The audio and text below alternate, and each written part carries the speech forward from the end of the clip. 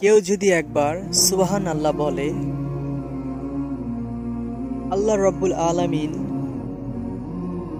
তার জন্য জান্নাতে এমন একটা বৃক্ষরোপণ করে, একটা দ্রুতগামী পাগলা ঘোড়া যদি 500 বছর যদি সেই গাছের নিচ দিয়ে দৌড়ায়, তারপরেও সেই গাছের ছায়া শেষ হবে না।